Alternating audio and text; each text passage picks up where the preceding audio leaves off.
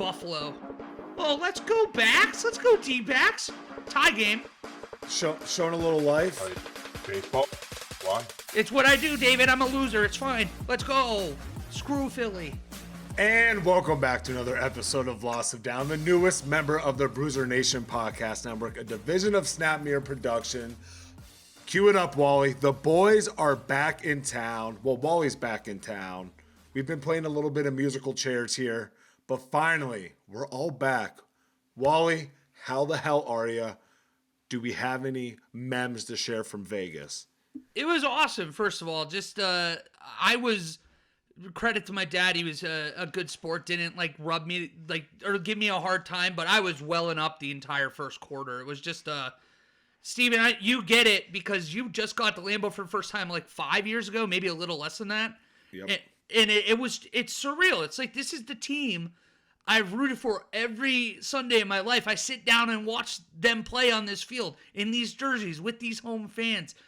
And to be there in person for what it sounds like it was a pretty rare Raiders home game where Patriots fans, why would they be traveling right now? To hear the Raiders chant throughout the stadium nonstop.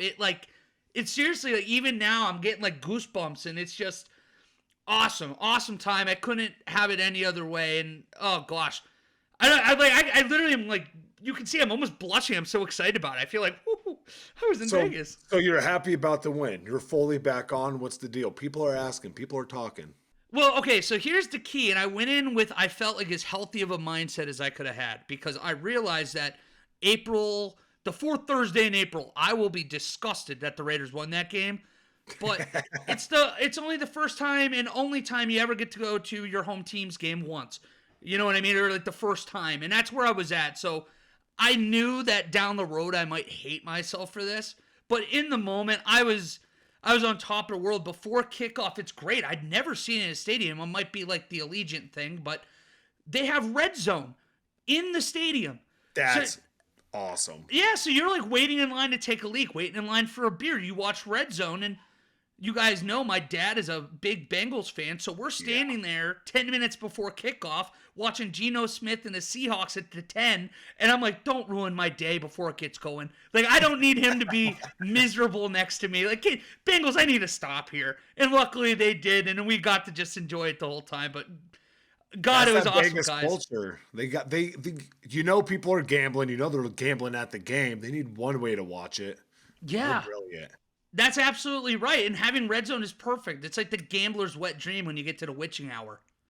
I love it. David, what about you? How are you doing, buddy? Or do you have any questions for Walter? I'm doing fantastic. I'm just happy Wally's back. In one piece. Yeah, I'm happy to be back. Last thing I'll say, because I gave you the gushy good stuff about Vegas. I got to tell you for 2 seconds what happened. Yes. Come on. I was already going to ask how you did. That was, I did okay. I think I came back about $150 down, $150. Okay.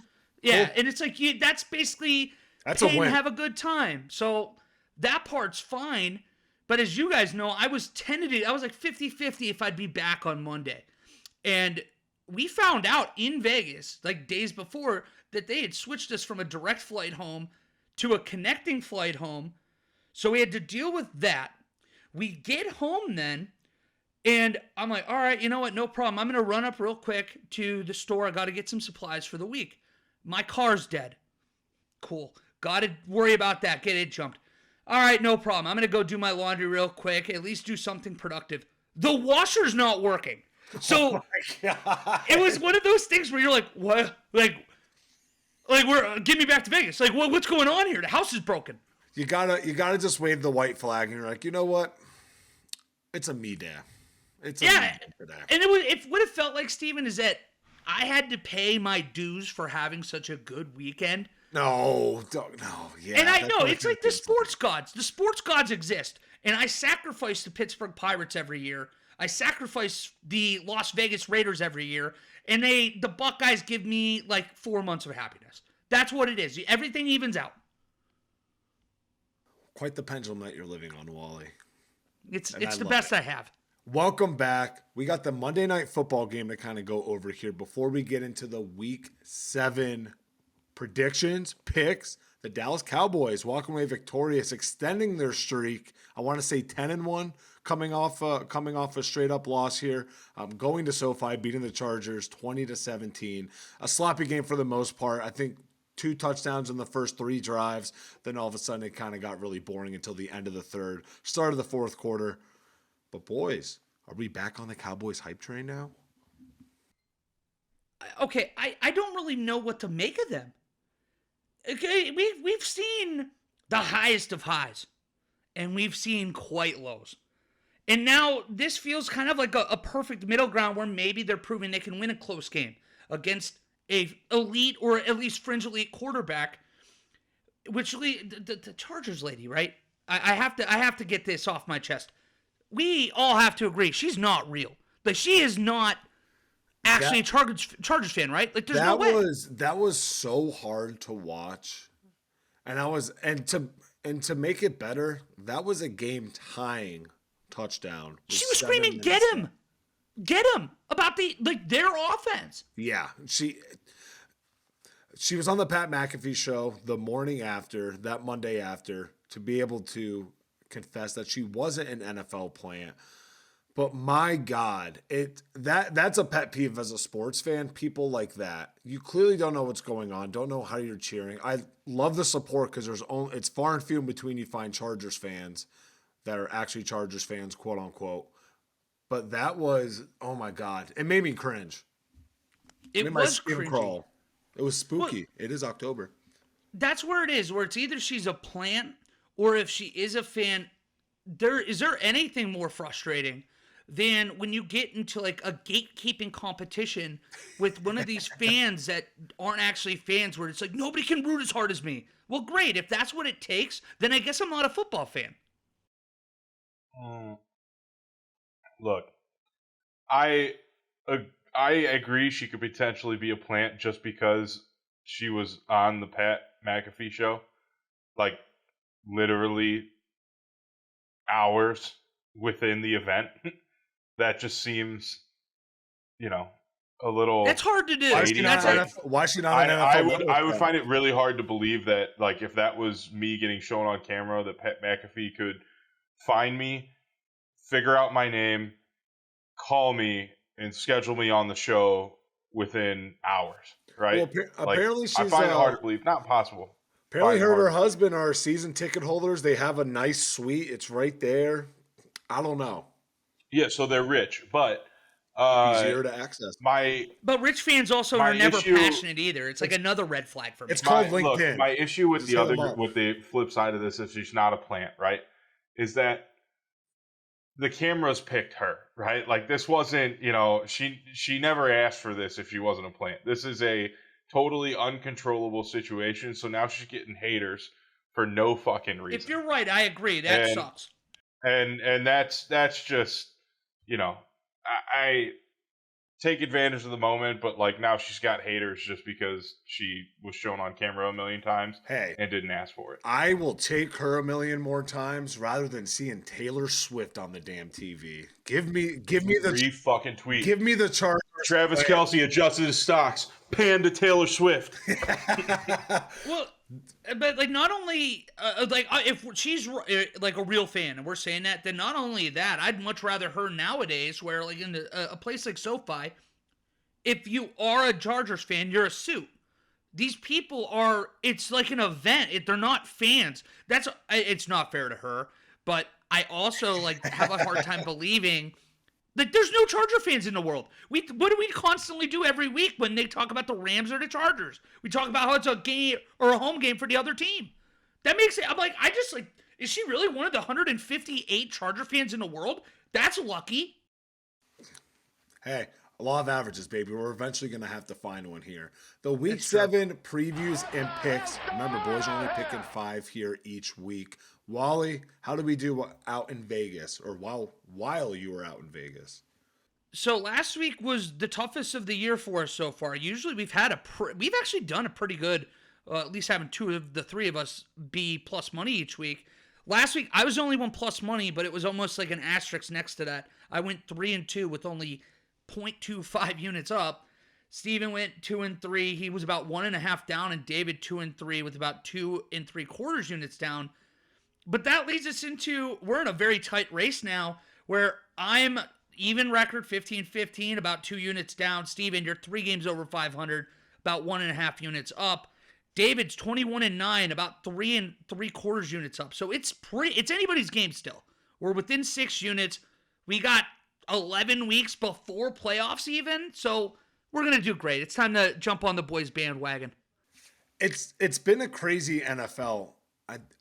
Everyone against the spread, Vegas has been hitting the spreads nail on the head like crazy. We say it every week, but they're like almost, it's like a 50% chance that you're going to hit that spread. Like you're better off just firing off $10 bets at every single spread on every side. We'll see how that goes. To kick it off for the week, we got the Jacksonville Jaguars headed to New Orleans, where the Saints are a 1.5 favorite and the total set at 39.5. We all know that Trevor Lawrence is actually getting the start here tonight. There's no concern about that. And on the other side of the ball, we got Jamal Williams expected to make his return from IR from a hamstring injury in the backfield there for New Orleans. Boys, are we taking anything here? What are some thoughts?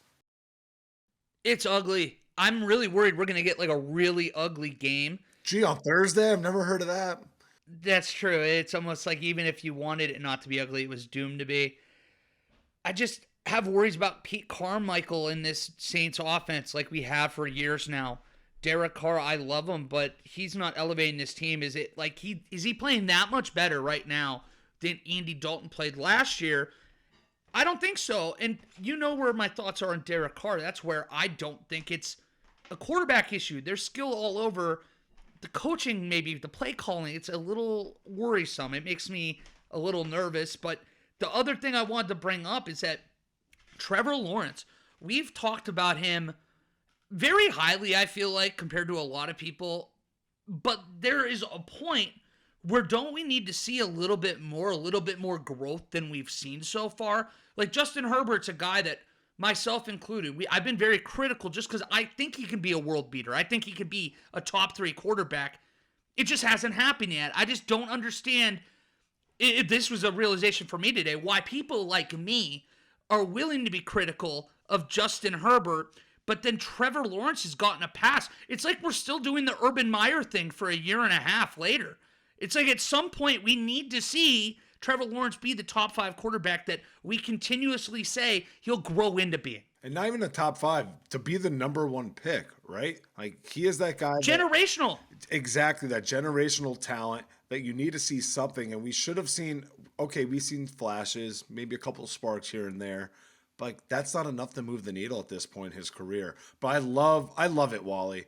You're taking it on the chin, because right when you said that, I was like, wow, is that what? I'm like, just like Justin Herbert. And then you took the words right out of my brain. I love that. I love that. And I love you. David, what are you thinking? I'm playing devil's advocate to you guys all night long. I feel like I made the same fucking argument for Justin Fields last year and got destroyed. Give the quarterback 4 years to develop. Give him 3 years to develop. Third year league. You can Wally. wipe Trevor Lawrence's first year off the map with Urban Meyer. It is, I agree. I want to see more growth out of him. But, let's not forget that Herbert's playing with a handicapped coach.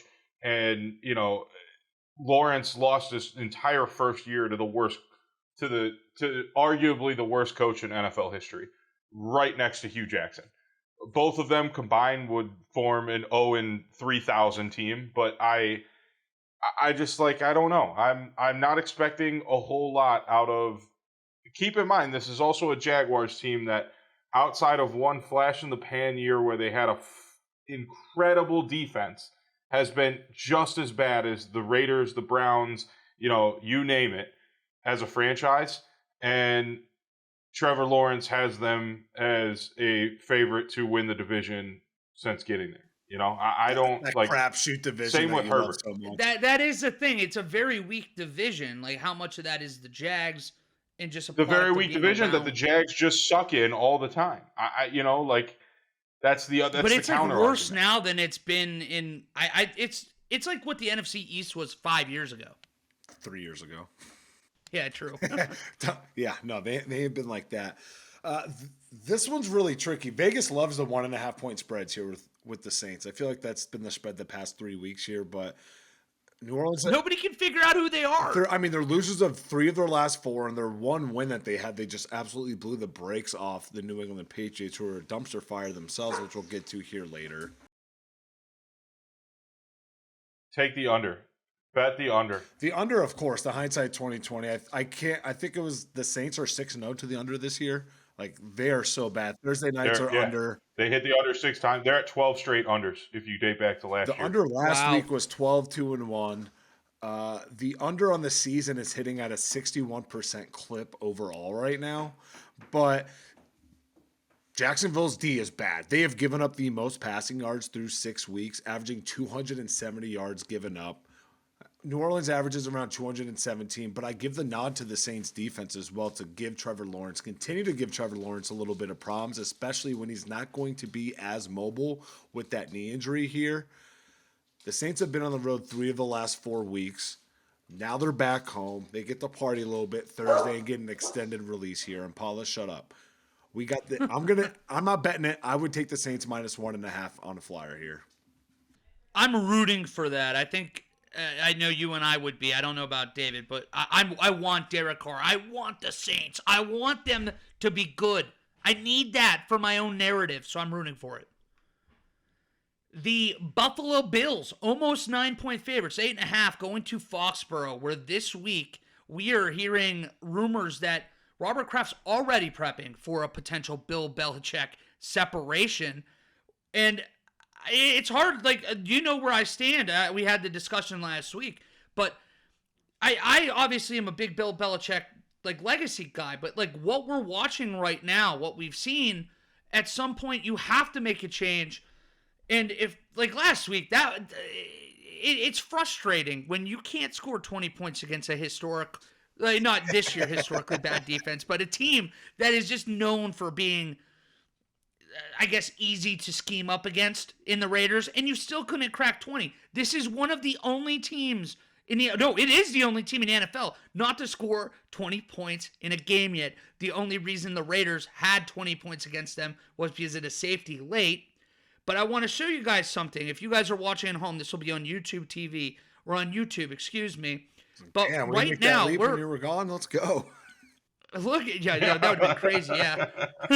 We are on YouTube TV now. Just kidding. But, like, all right, right here, we have the EPA per play up on the screen. The farther right you go, the better your offense is. The higher you go, the better your defense is. But top right is where you want to be. Farthest right, if you see my mouse, this is where you want to be. The Buffalo Bills are at the best clip right now since 2009. They are playing the New England Patriots, who are in the range of a top 3 pick. This is going to be ugly. This feels like a rare moment where the Patriots are no longer the Patriot way. They're not going to play for their head coach. They're not going to play emotional. They're going to get run out of the building by a division rival, and this will be one of those moments you'll look back on and say, this is when Bill Belichick, you knew he was gone. Yeah, it's turning into one of those moments and the point of his career where it's like, you can win as many Super Bowls as you can in your past, but a lot of people are going to remember you as this. A lot of the younger NFL fans coming up, players, etc. That's what they're going to remember you as, not that because they were so young. It's bad. I think you hit the nail on the head. Bills are coming off a close game where they looked really ugly, have an opportunity to not only win a game, get another divisional game under their belt to help that record to come in handy against Miami here down the stretch. I'm staying away from this one.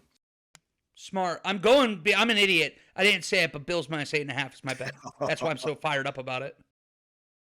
Man, all I saw on that graphic was the Browns have a historic defense and one of the worst offenses in the NFL. But anyways, I was going to get to Buffalo. That, yeah. I've got Buffalo money line as well. I almost want to take that and the spread after seeing that graphic, but I just know Buffalo's going to win this game, so I'm just hammering home Buffalo money line. All right, let's roll on where we just talked at length about the Las Vegas Raiders, but they're traveling to Chicago. 3-point favorites against Adam Alfonso's Bears. We're going to almost have to have a mayor's bet, but like a sad one because both of our teams are sad. But this is the Tyson Bagent game because Justin Fields is dead. And might I remind you guys, if you have been listening to this podcast for a few months, Tyson Bagent is the guy at the Combine. We watch him run the 40, and they're like, why do they keep showing his dad, Travis Bagent? He's the world-class arm wrestler. He was on the TV show Game of Arms. Does that add anything to this? Absolutely not. I just thought you guys would want to know because it's going to be AOC, Aiden O'Connell versus Tyson Bagent. And yikes. Not a game I would wish on anybody to have to watch. So, Adam, it might be you and me. But I don't know. I would like to think the Raiders get to 4-3, so there's like a 5-day stretch where I can have fun before the roof comes caving in. How upset were you that Brian Hoyer entered that game that you're at on Sunday and not AOC? See, we saw it happen the week before the Chargers. Well, all right. Line. The Raiders played the second week of the year. Anyways, Brian Hoyer came in against whatever team it was instead of AOC, and that was when I'm like, maybe if it's not like a game you're prepping for. Yeah, that's exactly what I was thinking because he's a pro's pro. He's been in the system under McDaniels for a while, so he's always prepared. I get that. But no, I wasn't happy, Steven. To answer your question, it was a sad moment. Yeah, no, I totally get that. This one's hard. I want to say for the record, I've seen Vegas -2.5 on FanDuel, so I don't know if we should change that because AOC has a chance to put up a great game through the air where Chicago's allowing the fourth most yards. It is -2.5. You're good, Steven. Chicago's allowing the fourth most yards through the air right now with 267 per game. Flip it to the other side. Now, Mad Max has an opportunity to continue his mayhem in 2023. We know Chicago is allowing the third most sacks here in the NFL. I want to say around the 25 mark. Yes, it is. I found it on my sheet. Give me the Raiders -2.5. Side note, this is just for anyone who's maybe thinking about the total on this one. Stay the hell away from this total. Chicago is 5-1 to the over, while the Raiders are 5-1 to the under. Just food for thought. Who would have ever thought that? Just food for thought. I wanted to throw it out there for y'all if that's what you're contemplating. Guys, Wally, I'm sorry, but I'm staying so It hurt far my away feelings. from this game. This is going to be the ugliest football game maybe ever. Like a battle of who wants to lose more, almost. I just, God, I think I'm not going to watch this football game. Wally, you're going to have to clue me in on Sunday. We have an arm wrestler's son at quarterback versus is a senator from New York City. Is that true? Or did you... The arm wrestler's son, didn't he set the record? Didn't he set the record in like D3 or something for touchdown passes in a career? D2. I mean, it doesn't really mean anything, but this is historic. Actually, this will be the only time in the history of his life that we'll see him at QB1. So, like, really a historic opportunity. I had seen that he was sacked 8 times and threw 3 picks like 10 months ago against a school that sounded like imaginary, and that was the last thing I'd seen of him. Like Prairie View A&M, that was my favorite school to rack up the stats against in like NCAA 08. Oh, see, that's perfect. I always was throwing it. See, I like to schedule obscure places and play on the road, so that's a blast from the past. But anyways, I don't know. The Falcons Dirty bird. Go to Bakerville in Tampa Bay. Bucks are 2.5-point favorites. 37.5-point total, which is a theme this week. Listen to these totals as we say them, guys. Low. We're talking about a defensive renaissance in the NFL right now. And while we're talking about defensive renaissances, let's talk about the Bolissance in Tampa Bay, where the Bucks defense is actually playing at such a high level right now that people like David and I, we're buying back into Baker, when in reality the metrics and the analytics don't really represent that he's playing much more than as an average quarterback right now. They're 3-1 or 3-2, excuse me. And this is a matchup where it's not sexy. People won't want to watch. But this is a very critical game for who is going to win the NFC South. I'm not betting it, but I think Tampa Bay is going to win because I'm jumping off the ship of Atlanta, guys. They're averaging only 4 yards per carry, and they've run a ton. Like, where's the rush attack that we've been expecting, waiting for? It makes you wonder maybe that's why they're forcing Desmond Ridder to throw more, because we aren't seeing this run game that we had been anticipating for 6 months in the offseason. Multiple things, right? So Baker plays like an average quarterback, but you're riding his peaks and valleys. Like, one game he's going to win the game for you. The next game he, it's going to feel like he's losing the game for you. As far as the Falcons go, I believe last week they were tied for the Giants with only 5 sacks on the season. So their defense gets a lot of stops, but they are not rushing the quarterback, which is kind of a problem because, I mean, if you give Baker time, he's not going to make mistakes, right? Do you think that ever is an indication about what their secondary has been able to do? Because I think they've made a better strides than they have, but just Jesse Bates, AJ Terrell, do you think them just being able to break up the passes and have a stout secondary-ish makes up for their shitty front four? Interesting. Absolutely, and they could also be doing what the Browns did last year, which is you hide your, you have one pass rusher basically and shit on the offensive line or on the defensive line, and you play a lot of nickel and a lot of coverage to prevent, getting beat through the air. And if you have a good secondary, it's going to play out well for you. But you're going to get eaten alive through the run, as we learned with the Browns. So if they have a good run, like a run D, they're fine. But like that could be they could be playing a lot of nickel. I really haven't watched the Falcons defense that much to tell you what they're playing, but that could be why they're so good in the pass. This is a broad question, more or less asking you guys, but do you know how many turnovers Ridder has this year? Because I need to look it up while we're doing this. But last year, please, if you got it, let me know. Because the whole point I was making is last year we talked about how this guy doesn't turn the ball over. And now I feel like every time we look, it's like a 2-3 interception game. He has at least 6 picks Well, this year. I thought he was like 7 touchdowns, 6 interceptions, and like 2 fumbles or something. Okay, so if he has 8 turnovers right now, what's he playing for? Because this guy, the whole purpose of Desmond Ridder was he was going to be mistake-free. You were going to run well. You were going to trust this veteran defense that you paid all this money to. And instead, you're turning it over and you're playing from behind in the first half on in the last month. They started hot. They won 2 games. We were excited. Now, it turns into a weird game. It's why I'm not betting it. Because Baker Mayfield and Desmond Ridder and a turnover off is the last thing I want to deal with on my Sunday afternoon. He's got 6 touchdowns and 6 interceptions this year, and he's got 3 fumbles. I don't know how many lost. I don't know how many of those are lost, but yeah, 6 and with 3 on there. That isn't. He's got 1 lost fumble. Okay. Still, that's still not good. 33. And his QBR is 40. Yeesh. And that's the main thing, right? Are we going to get a 300-yard plus passer and 110 plus rating like we did a couple weeks ago, or the 3 interception version that we just got this past week? Now, I mean, Detroit got bullied a little bit by Detroit's defense. We got to kind of throw that out there. I think what they did, and we'll get to it. Detroit still hasn't allowed a 100-yard rusher on the season. I think when they're kind of forcing Baker to make those throws, maybe throw a little bit more. That's going to hurt now. But to Tampa Bay's point, they just allowed the 5th fewest rushing yards through the season so far. Under 500, 419 yards.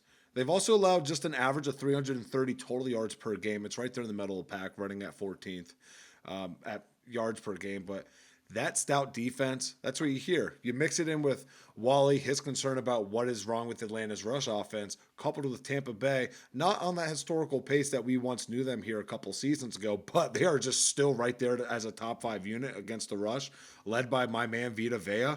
If you're going to cause or force Ridder to play quarterback, this is the question that me and David were just asking here a couple weeks ago after that good game he had. Said right when we thought we were going to make him play quarterback, he does this, but then he does it again there on Sunday. If Tampa Bay is able to do that, they're going to come away victorious. Not touching this, but I'm with Wally with the Tampa Bay money line, at least thinking about it. Well, chef's kiss.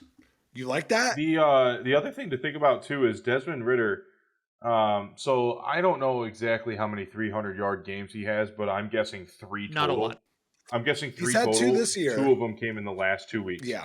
2 of them came in the last 2 weeks. So to Wally's point, Atlanta might actually be testing how good he really is as a quarterback, and throwing a lot more and kind of getting this out of the way early. So, if he goes through another 300-yard game and ends up with 3 interceptions again, I don't think he's going to play the following week. I really don't. Like, I don't know why they haven't started him. I would love that. Yeah, I do. Like, Well, Heineke is the throwing only the thing- turnovers, but he's also making better decisions and opening up the field more than Ridder.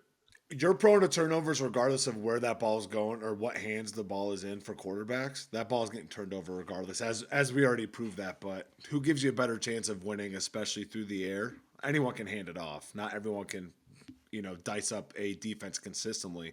Don't forget the run that he was on last year a little bit. Well, no turnovers, but I was just going to say 224 yards was the most he ever had last year. Ridder? 4 games with Ridder. No interceptions, or like at most in a game was 224 So he yards. has 2 300-yard game games in managery. both of them the last 2 weeks, and one of them was a phenomenal week. The other one was arguably the worst week of his career. Cool.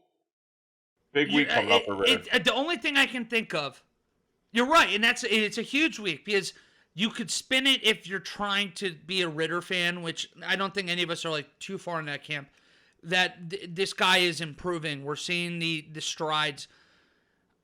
It's just a concern to me that this guy has failed to get the ball in his playmakers' hands until the last 2 weeks. Now, if he can continue to do that here, maybe we have something. Right now, I think that they're hell-bent. You know how Arthur Blanks kind of got that like old school mob mentality? Like Ridder seems like a good man, like a good leader. And I think they're willing the football acumen to come. And it just hasn't happened. And at some point you have to say, he can be the best guy in the world. I'd love for him to date my daughter, but he ain't going to be the quarterback of my NFL football team. The Washington Commanders, speaking of Taylor Heineke, 2.5-point favorites heading up to MetLife against the New York Giants. And I couldn't stay further away from this game. Washington's front four is going to dismantle Tyrod. We saw what the Giants' O-line was looking like the other night. They even lost another guard here. A Lemieux, if I'm pronouncing it correctly, tore a bicep here in practice. Yeah.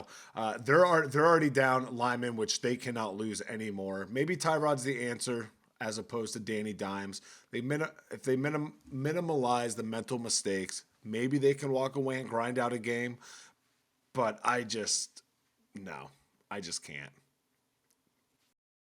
Before the Buffalo EPA play, which I will show again for the Browns for David, the Washington money line was my 5th bet. I was in love with it. I thought it was great.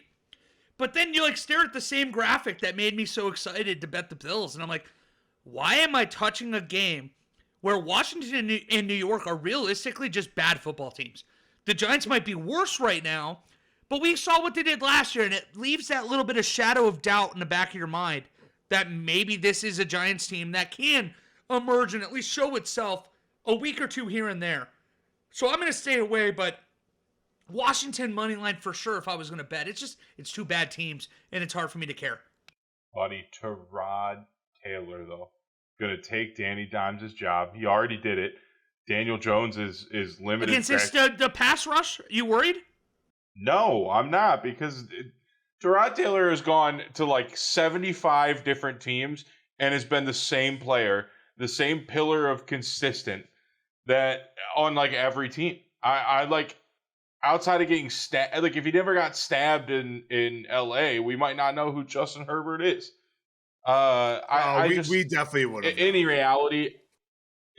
reality, I do think Tyrod Taylor actually gives the Giants a better chance to win, which is the actual reason I would stay away from betting this game, is because I think the Giants could win with somebody who's not going to throw a million interceptions and fumble the ball 5 times and get paid $40 million, unfortunately.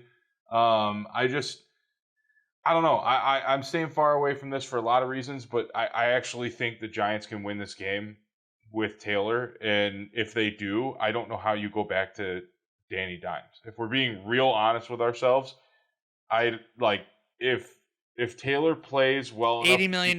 Why? You got why? It's a 2-year contract, according to everyone who hates Daniel Jones. So you know what? Bench him and start Tyrod Taylor. I know, but that's still $80 million for 2 years. Learn their lesson. It's dead cap money too. That's the issue. I know. Yeah, they are. You're right. But would you rather swallow it, or would you rather fucking win games? And the Giants right now, you got to win games. Why does it matter if you're winning games? Exactly. At this point of the year, maybe you do say, well, you know what? Let's run him into the ground. Let's see if we can get it. Let's fucking break his neck, and then at we can actually have him and get the voided contract. That's brilliant, Dave. I never thought of it like that. But if Taylor wins this game, I don't know how. Like, what do you tell your fans going back to Daniel Jones? What do you telling the world going back to Daniel Jones? That you don't give a shit about winning? Who is their next game, by the way? Well, who would you? Do we know off the top of our head here? Giants, their next game here. It is against the Jets. Yeah. Wow, and that's at Jet Life Stadium. That will be a key point, though, because here, David, that to your point, if they are going to pull Daniel Jones, I don't think it'll be now. I think it'll be you bring Daniel Jones back and he gets embarrassed by the Jets defense, a very expensive defense. Then it's we just got embarrassed by our neighbors.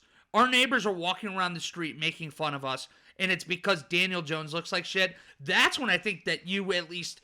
That's not only a leg to stand on. You got a cane too. It's like 1.5 legs. That game is going to be so. Also, ugly. If we're going to look at their schedule, find me a win in this schedule. 2 games against the Commanders, the Jets, the Raiders, the Cowboys, the Patriots, which could be a win.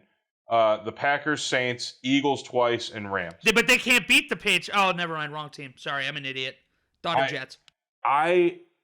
The Patriots, and no offense, Wally, but the Raiders, and 1 game versus the Commanders. No offense, take it. No, if Saquon's on, they can beat the Packers too. You have maybe 3 wins on that schedule. Maybe 3 wins if you start Eagles week 18 if it's locked up. True, that's a good one. Even then, but still, even then. It's just this is a really tricky part. The next 7 weeks of the NFL season, it's very tricky because the next few you're worried about trades and like when do we pull guys? When do we go after guys? Are we still in it? You have to convince a locker room you care about the future. Then after that, well, maybe we're in it, but we want to keep playing because we're playing for our coach. We're playing for our own career. There's so much that goes into it that I get your point. It's just I have a hard time believing that a Giants team would move off Daniel Jones this quickly after paying him that money. I think you would get another 1.5, 2 months, and like whether they beat their head against the wall. The flip side is fuck Daniel Jones. What do you do about if you lose this week against the Commanders, your only win on the season is a fucking battle to the end against a team that wants Caleb Williams so badly they're going to trade away their already good quarterback. And I mean, do you just tank the rest of the season at that point too? Like maybe you do start Daniel Jones the rest of the season so you can go get Caleb Williams and replace him. I don't know. Like just a thought. It feels like the Giants are so bad right now. Like we're arguing over nothing because I think whether it be Daniel Jones or Tyrod Taylor, you're going to be in that top 10 pick regardless. I think we're arguing because David's stalling for you bringing up the graphic here because the Cleveland Browns are 2.5 point favorites heading up to Lucas Oil Stadium against the Indianapolis Colts. Only David would say that after beating the Niners. The total's No, you'd believe it or not, Steven. It's this entire city. I've been in, it's been unbelievable. Like walking around, it's the whole city. They're like, it's almost like self-defense. Like, oh my God, something's gonna happen. Like, no. Yeah, I can't just be really quiet about the defense. Shh. Yeah, exactly. But hey, Deshaun's finally back at practice today. He is carrying the questionable tag, like amongst a handful of other players. But main thing here, Gardner Minshew going up against an elite Browns defense who is allowing just 200 total yards per game. Total. Indy is basically in the wrong direction of the bottom 15 in defense, including allowing 25 points per game. Give me the Brownies -2.5. Why the hell not?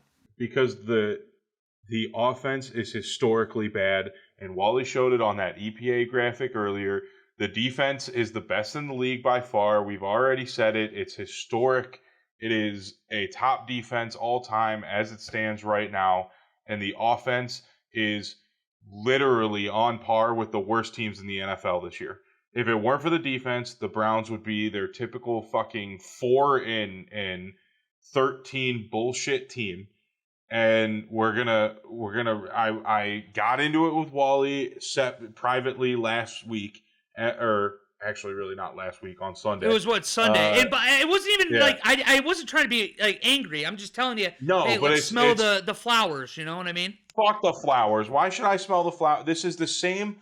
It's like we switched fucking positions. Last year the offense was so good, the defense couldn't stop the run. We didn't know what to do defensively. That part's frustrating. I got a historic defense, and my offense, I got a quarterback who has a fucking tampon in and can't take it out. We don't know if his shoulder is hurt or if he's just being a pussy. And I've got an injured, historically good running back. I've got the offense can't move the ball for shit. And we pull a guy off of, who was sitting on his couch at home on 3 days' notice in the offense to start because we know our 5th round rookie is so bad that we don't want him to play again. And I'm not going to be happy about a win if this offense doesn't get any better, because what it means is sure, we might win 10 games. We might have a defense so good we can win 10 games, but the minute we get to the playoffs, we're going to get obliterated. And not just obliterated, like historically obliterated in the playoffs. And it's because our offense isn't going to be able to move the ball against a playoff defense. And I don't want that. Why would I want that?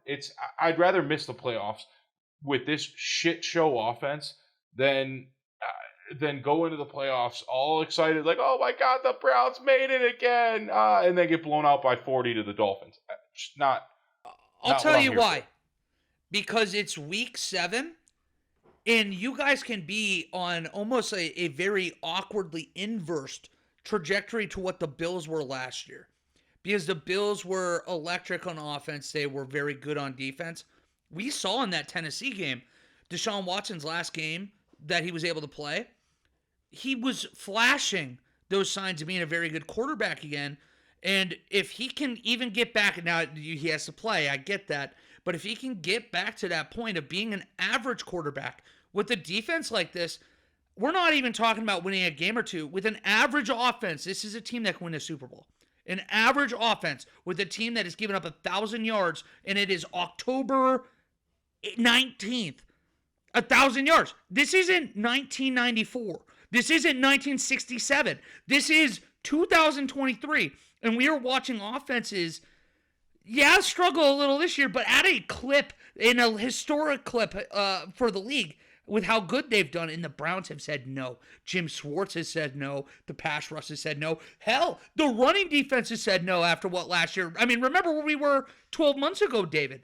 So there's a lot of reason for optimism, a lot of reason for belief, and I just am not at the point where I get you guys, you Browns fans right now. Like, I think this is a bet, by the way. I have -2.5, and I know I'm betting on a couple rookie or backup quarterbacks, I should say. PJ Walker, knowing he can't turn the ball over against this team with your defense, they're going to win. By a field goal at least, give it to me. I hammer it. We could do it. I'd be slamming this thing. Let's go. Hear me out. Deshaun Watson, you brought up a great thing about Deshaun Watson, the legend of Deshaun Watson. Maybe he'll be a good quarterback again. I have a conspiracy theory that he is sitting out because he cannot get back to that form. And this is his way of holding out one more year before the whole fucking world turns on him as a guy. And like the last remaining semblance of likability of Deshaun Watson is maybe one day he'll return back to the top 5 quarterback form he once was at. And if that goes away, I don't even want him on the Browns. Like $230 million, just eat it. I don't even want him on the Browns anymore. If he can't even come, you have the owner to do it. Close to it. I know, but like this is if he can't get back, Like, if this is going to be an excuse, right? He comes back in 6 weeks when he decides he's no longer got a bruised shoulder. Then and he doesn't play unbelievable. Everyone's gonna be like, oh, it's the shoulder, it's bothering him, and I am gonna hard press that bullshit. He's bad. He's just straight up bad now. I have a quick question though. Riding that train. I just have to ask you this because from the sounds of it right now, the difference between the Baker injury and the Deshaun Watson injury is less of a pain thing, and it's more of a actual functionality of the shoulder. So, like, Deshaun isn't able to get that high velocity on throws right now, even though it doesn't hurt, where Baker was playing through pain, but it didn't really, I guess, affect the actual ability. Yeah, like, I'm just curious. My difference on stance on that is the way that first of all, they didn't want Baker to play, and he wanted to play anyways. Secondly, my issue with all of that and all of the excuses is 2 weeks ago we got a different answer out of Stefanski, Barry, and Deshaun Watson on the shoulder. I agree. If he actually had real issues with that shoulder, they all would have been aligned. So call me a skeptic, but I don't believe in the Browns as a structured franchise. I don't care what the past 5 years have looked like. I don't believe in them as a structured franchise enough. Even though I love Andrew Barry, I don't believe in them as a structured franchise to actually be saying, for Deshaun Watson to actually have a real injury on the shoulder, and I can't get 3 consistent answers from the organization. I don't blame you. I get it.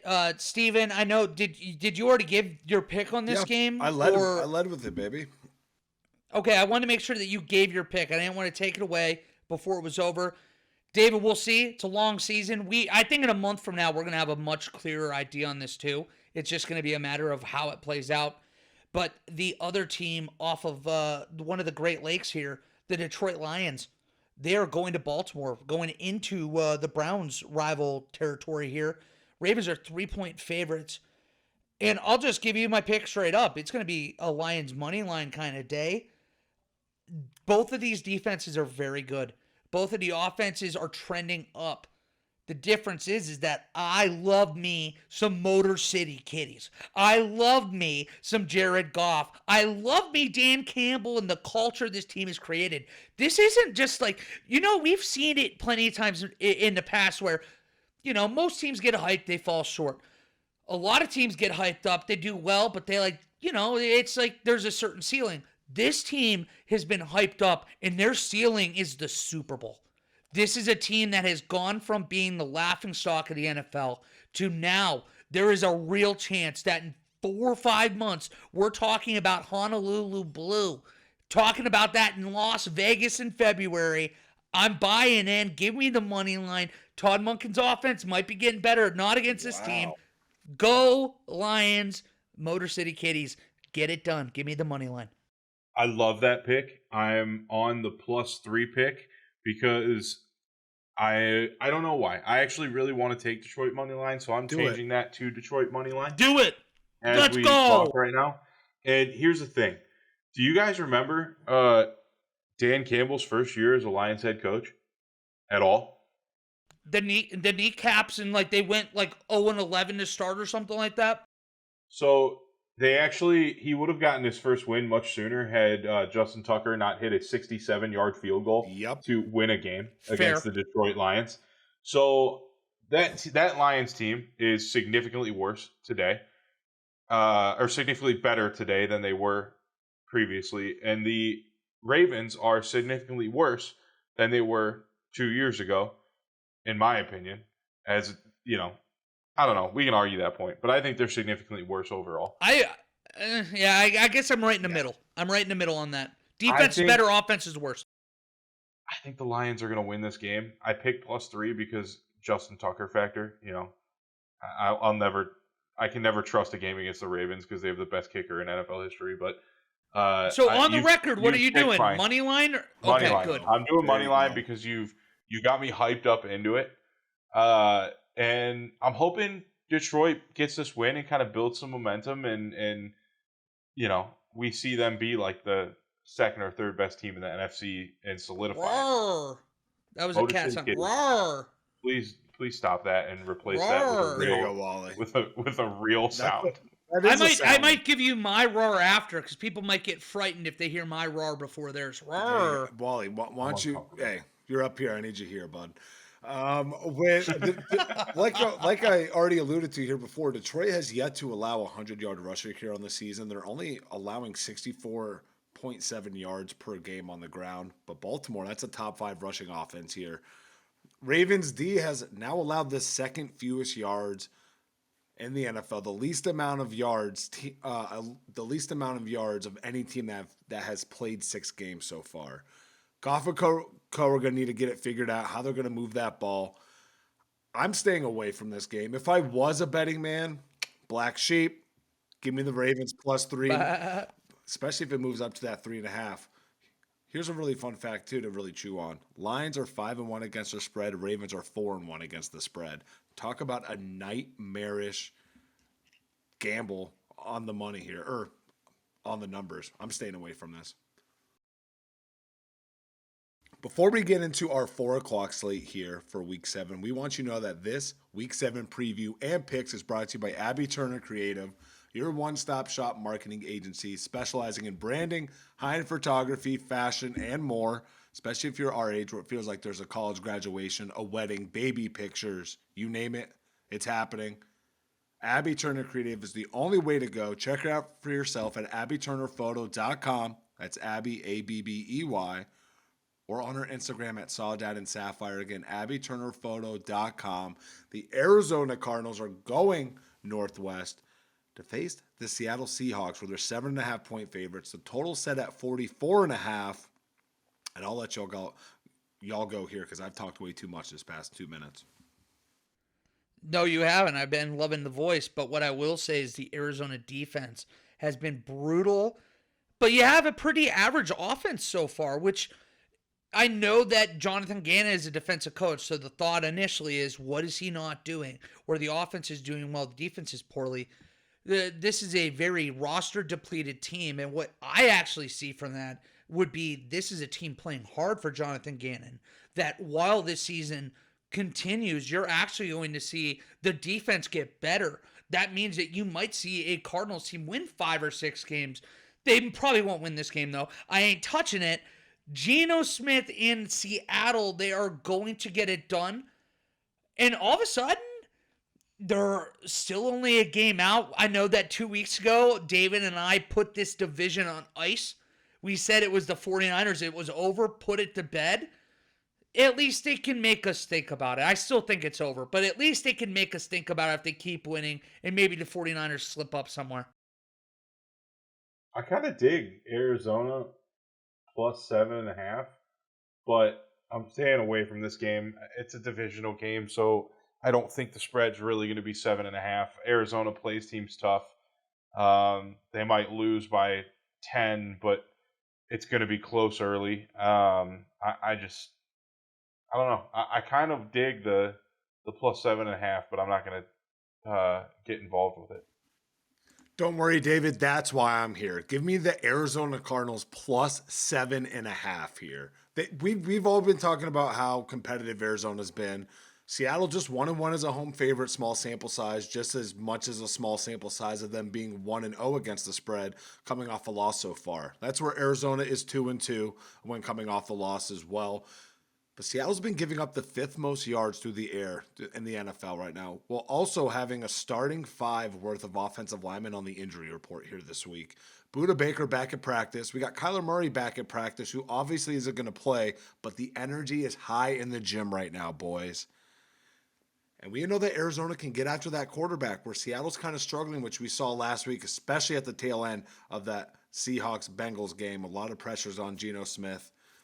Arizona's got 18 sacks, tied for 8th in the NFL right now. Give me the Cards +7.5 here for my third bet of the week.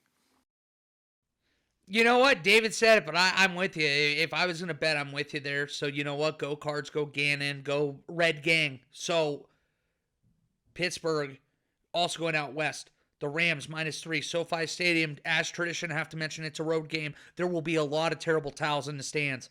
Total is 43.5. It's kind of gross though, right? Like this is a game I don't have a strong feeling, guys.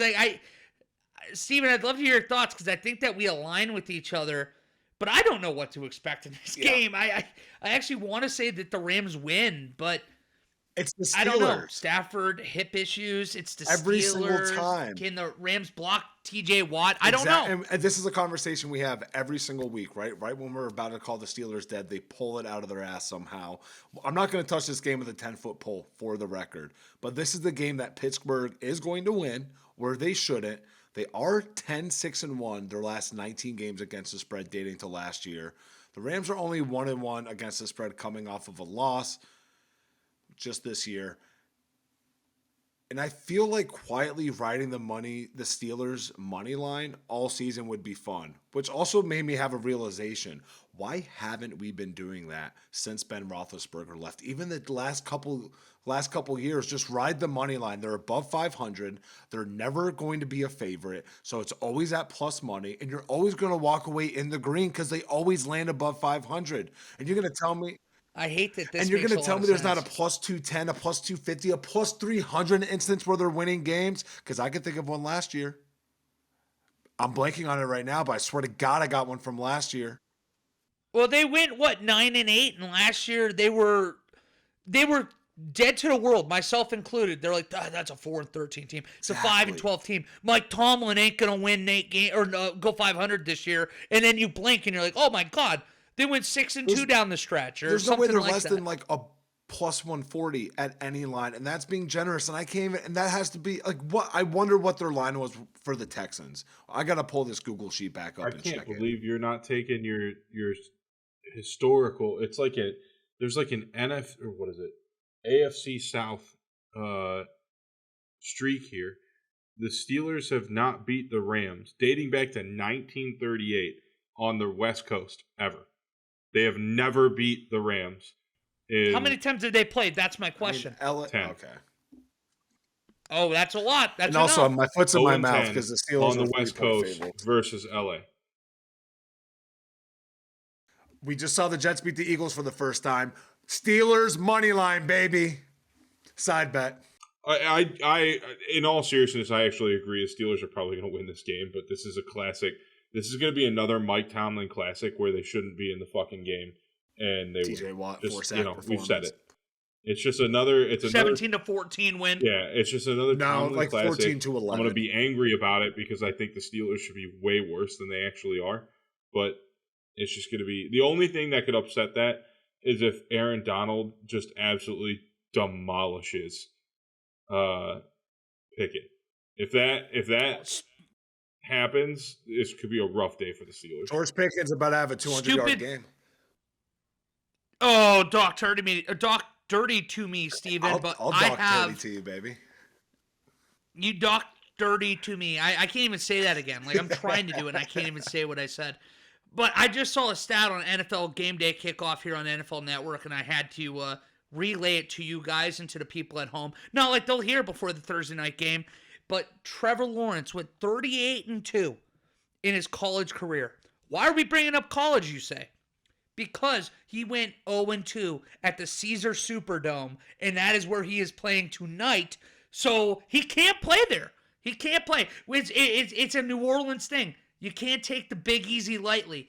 Now that makes me feel better. The Saints win. I feel better. Anyways, that's all I had. Let's go to Stevens Packers -1.5 at Denver, which is alarming to think about because Denver is an atrocity to man, something that deserves to get the United States into war. And instead, we have Stevens Packers going in as only a 1.5-point favorite. Steven, make it make sense for me. I'm just surprised that Green Bay was going to be a favorite at some point this year, right? I mean, we've seen it, but because of the injuries, we've seen it change, last couple days. Since 2003, road favorites coming off of a bye week went 77-49-2, so 61% against the spread. I know I saved it for my Packers. Put that in mind, in the back of your mind, for Pittsburgh traveling to LA. I'm just saying there too. Denver's D has given up the most yards in the NFL at over 2,600 yards. I know what you're saying. What about that Miami game where Miami racked up 726 yards? Let's cut that in half. Broncos still beating the next team by over 300 yards. They are bad. I don't know how they've fallen off a cliff like they have, but the Packers offense has also not really looked too great. They've looked horrible the past couple weeks leading into the bye. Jair Alexander, their star cornerback, has now landed on the IR with his back issue that keeps flaring up. Along with other members of the defense, question marks on Aaron Jones here too. I'm staying away from this game for the sake of the pod. Maybe it could be more attractive once you see who is inactive, who isn't active on, or who is active on Sunday. For now, I'm staying away from it. Don't you kind of think about, and I don't mean this as a shot at you, Steven, because you were a baby like I was. We were like 6'7", just like David. I always think of the helicopter run. When I see the Broncos and the Packers, it's got to be the way people look at the Raiders and Steelers, the way the Immaculate Reception happened, or the Broncos Browns is the drive. I literally close my eyes and you say Packers Broncos, and I think it's the 90s, and I think that you're going to see a 35-31 shootout between John Elway and Brett Favre. So I'm rooting for you guys. You deserve to be favorites. I'm rooting for it. We need it. Let's get a Packers country let's ride going. But I hope you're right, Steven. Or I hope you guys win, I should say. I appreciate that. I want to know what Vegas knows that I don't know. Because if I had to guess this line without seeing it, I would have probably said at least 3 in favor of Green Bay. Right? Damn. So what? It's the home favorite's a 3-point stretch. If that was in Green Bay, this would be a 4.5-point spread, which I find wild. That's fair. I don't think it's that wild though. Think about it. Green Bay's defense they're not great, but they're not bad. And, Denver's offense, not very good. And Denver's defense is the worst in the league, and it's not close. I don't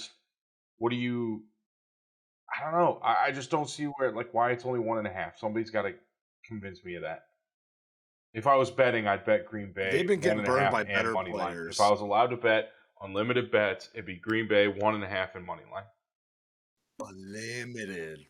Unlimited. Mr. Unlimited. Don't forget that. The Los Angeles Chargers heading to Arrowhead, where the Chiefs are 5.5-point favorites, and that total set at 47.5. Dude, these next couple games are juicy, and I cannot wait for that 4 o'clock slate to hit. David, what are you feeling on this game? This is going to be a close one. It's because you and I touched, I think it was, God, I'm losing track of time, but I think it was Monday's pod. You and I talked about Kansas City and Philly. They're just not, they're stuck in the mud, right? While the Chargers aren't as good as they should be, I think this game's going to be really, really close. If I was betting on it, I'd pick the Chargers plus 5.5, and I'd probably pick Kansas City money line still. But this isn't one of my bets of the week. I saved all of mine for the bottom, apparently, or for the last couple games we're talking about, I should say. But I don't know. I think this game's going to be a lot closer. I don't think it's going to be total set at 47.5.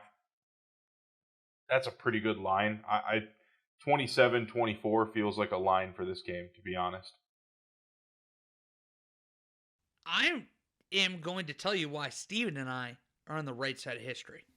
Because the last 6 times these teams have played, which means Justin Herbert and Patrick Mahomes should have been there, except one. I'll explain why when we get there. But over the last 3 years, the Chargers lost by 3. They lost by 3. They lost by 6 in overtime. They won by 6. They won by 17. That's the game I mentioned. Patrick Mahomes, I'm pretty sure, was sitting because the Chiefs were probably up 158 games on the rest of the AFC West. And then they lost by 3 in overtime. So what I am describing is that of the 5 of the last 6 games, they would cover this spread. And this is should be better Chargers team than those. This is a worse Chiefs team than those. So this is a Chargers team that I wish I had nuts, man. I wish I had hair on these peaches down here because I want to say they're going to win this game and shock the world. I want to, and I won't do it because I just feel like this is free money. If you at do plus it, I 5.5. do it. If you do it, I do it. Do you want to do it? Be careful. Let me go. All right. Think about it. You think about it. But I am definitely taking either plus 5.5 or money line. I need to hear what you're saying. No, I think the 5.5 is such a lock here. That's what scares me. I don't want to come off of free money. Well, like we were just talking about, right? The Eagles, the Chiefs, we're just waiting. We're waiting for that game. It just happened with Philly, right? But on average, because I think the Chargers already had a bye week here, they're averaging the most passing yards allowed per game at just a hair under 290. But thank God they fixed that rush defense we were worried about here last year. Another week of Eckler back here. He doesn't really historically have great games outside of one in the past maybe 8 or 9 that he's done well in against them. But Kansas City hasn't really played anyone either. I don't really know what the pulse of this team is, especially on the defensive side of the ball.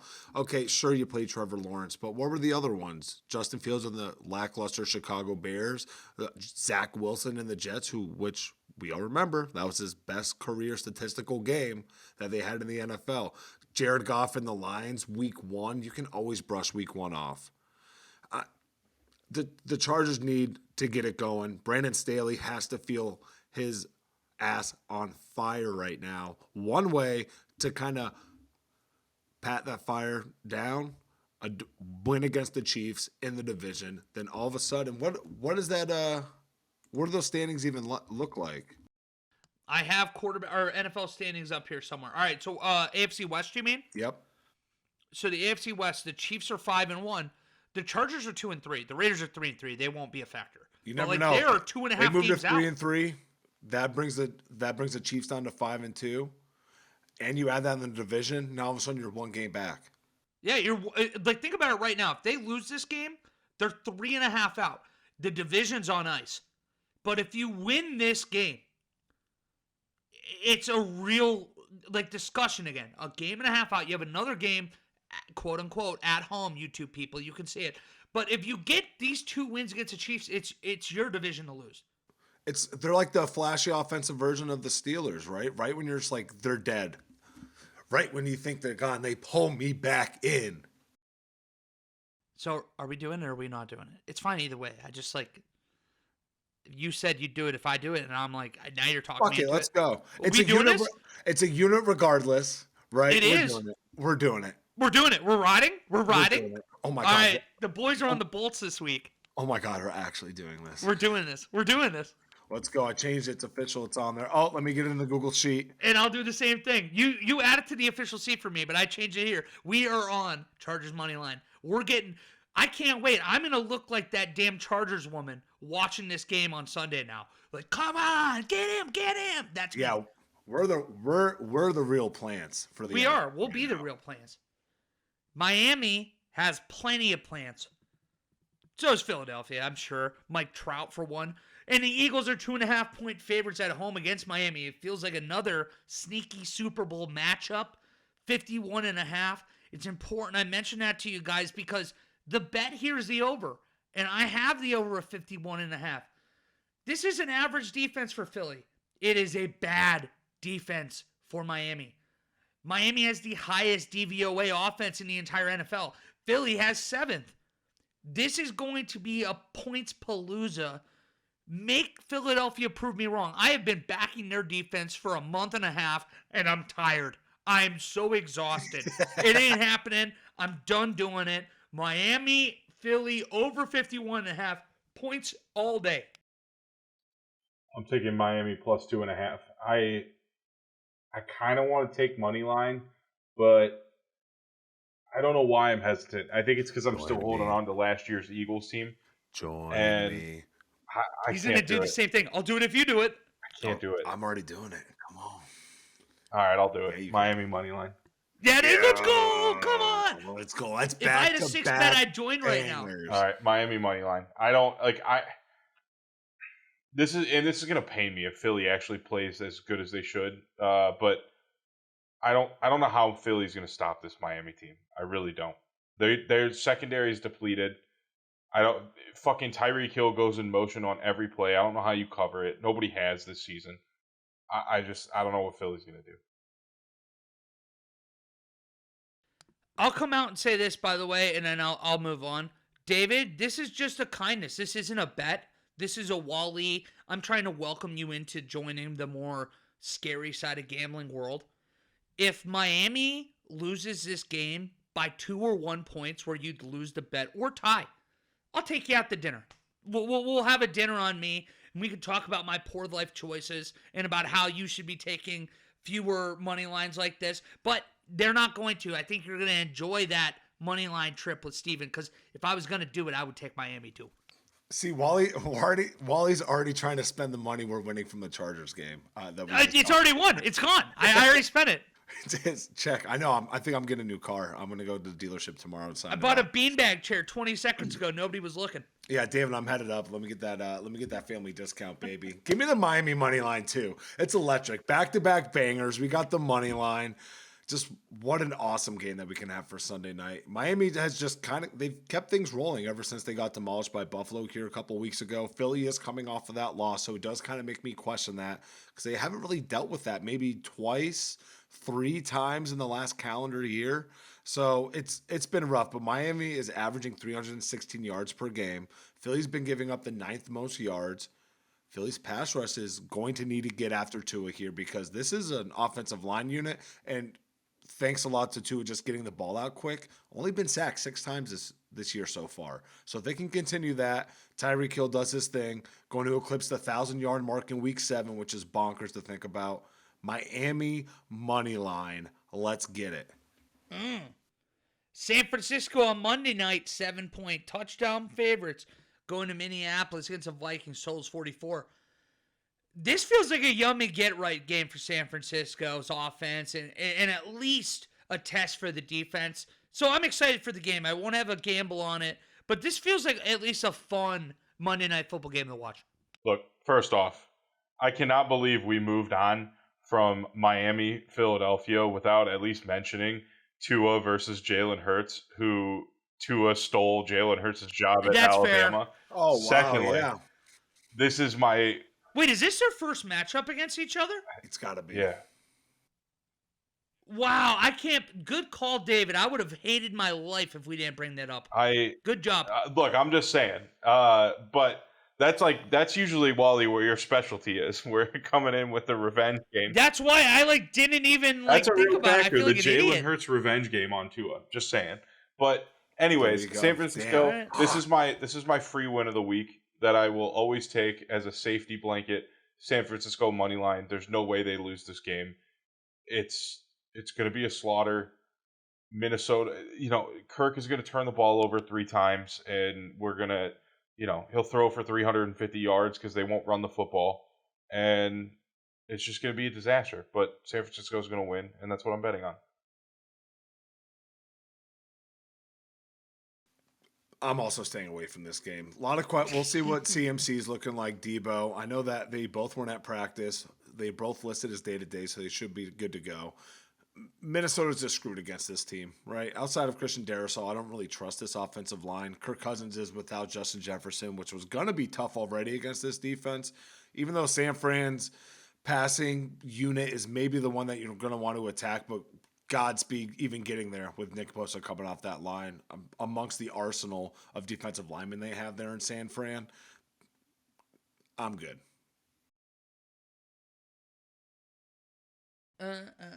You hear it. Why are you making sound effects when you have the ability to edit them in? We got the pop, lock, and drop it because he can edit it out, baby.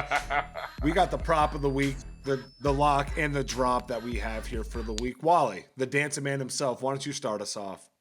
Oh, it's easy because the first drive, regardless of what team gets the ball in Chicago, Las Vegas, it will be a punt. You bet $130, you win $100, and that's going to happen. Buffalo minus 8.5 against New England. That's the lock. I told you, EPA. We're talking about the best teams in football versus the worst teams in football. It will be ugly. In the drop, I wanted to say Vegas at Chicago, but I think I've got to tee up my boys here because I think I agree with them. I think you got to stay away from Chargers. I think you got to stay away from Steelers, Rams in LA. But let's go to David and wrap it up with Steven himself. David, what do you have prop up and drop? So Jared Goff over 1.5 passing touchdowns was at plus 120. And it just feels like, Wow. it just felt like a good bet. It's probably, back to being a favorite now, but at the time I looked, it was plus 120. I'm also betting on Calvin Ridley, anytime touchdown scorer. That was at plus 200 at some point this week. If it happens, great, but it just feels We're like in the red zone right now. Feels like a good game for it to happen. My lock, San Francisco. That's like a plus 500 parlay if you do it too. Why not? Fuck it. I make parlays all the time in this section of the podcast. Let's do it. Parlay it. My lock, San Francisco money line. My drop, Pitt versus LA. I don't know. It's easy, but it just feels like there's no other clearer games for lock and drop. I feel like we're kind of leaving ourselves short here with not taking Pittsburgh money line for 3+ money bangers on the week. I'm just saying, let's keep that in the back of our mind. Here's a plus money. Wait. Whoa, hold up. Are the Steelers 3-point? Wow, they're 3-point underdogs. I don't know why. Yeah, I can see why you're saying that, but I'm fine. Carry on, Steven. I apologize. Talk about a wild card banger here. My prop of the week is Marquise Valdez-Scantling, anytime touchdown scorer at plus 430. Found that one on FanDuel because fuck it, why not? It's a risky play. I'm going to give you that. He's getting sub 50% of the snaps here. But again, going up against a Chargers team who's giving up a ton of the yards in the passing game, Pat Mahomes and that offense they're going to need to get into a shootout, which we know we can. We've been waiting for that game. What are they also going to need? A deep threat. I'm calling my shot here like I'm fucking Babe Ruth himself. Marquez Valdez-Scantling, anytime touchdown scorer, plus 430. My lock of the week is Miami plus 2.5, which is now the Miami money line. Psych. It's going to be the Chargers money line as my lock of the week, Wally. You did the same thing? Here. You did the reverse? I had to. And it looks like you all will follow me on this one. The drop, the Pittsburgh Steelers Rams line. I don't want to touch it, even though I kind of really want to, but I think my demons are trying to talk me into it, while the angel on my other shoulder is talking me out of it. But with that will bring us to an end of another episode of Loss of Down. Make sure to comment, like, and subscribe on our Facebook, Instagram, and YouTube at Loss of Down. Retweet us on Twitter, X, at @down_loss. Remember, this episode is brought to you by Abby Turner Creative, as well as being the newest member of the Bruiser Nation Podcast Network. Boys, do we have any parting words for the fans? I have just a couple. Because I heard ATN, and that's actually funny that you mentioned, because Around the NFL is one of my favorite things to listen to. They have patented Young and Sweaty as the defensive line name for the Washington Commanders. Montez Sweat and Chase Young, Young and Sweaty. It to me feels like a must happen.